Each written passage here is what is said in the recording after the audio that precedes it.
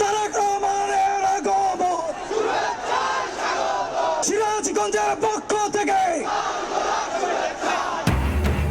পলাতক ও গুপ্তরা মুদ্রার এপিঠ ও পিঠ।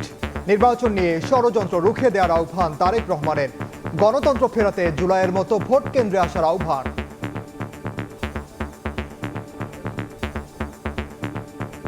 যারা এসে বিভ্রান্তিমূলক কথা ছড়াবে তাদের একটাই নাম, তারা হচ্ছে গুপ্ত। যারা 5 তারিখে পালিয়ে গিয়েছে তাদের সাথে দলে দলে এরা মিশে ছিল। সব সময় দেখবেন এরা সব একই সাথে ছিল, এপি আর ওপি।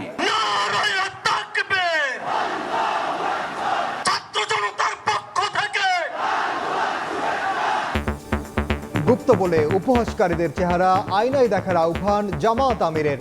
দুর্নীতি চাঁদাবাজি ছাড়লে দেশ গড়তে সঙ্গে নেয়ার ঘোষণা। জবাবদিহি নিশ্চিতের অঙ্গীকার।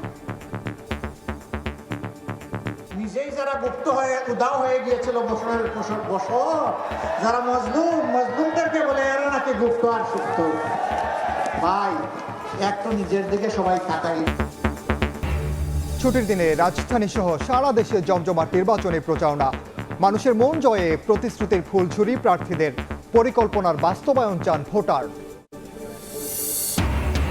এবার নির্বাচনে অনিয়মের কোনো সুযোগ নেই, জিততে হবে ভোটে, জানালেন ইসি সানাউল্লাহ। নিরাপত্তায় মাঠে থাকবে বিজিবির 37,000 সদস্য। ভোটে জিতলে গুরুত্বপূর্ণ স্থানে বিনামূল্যে ইন্টারনেট দেওয়ার ঘোষণা বিএনপির। প্রযুক্তি খাতে 10 লাখ কর্মসংস্থানের পরিকল্পনা। 180 দিনে ন্যাশনাল ই-ওয়ালেট সেবা।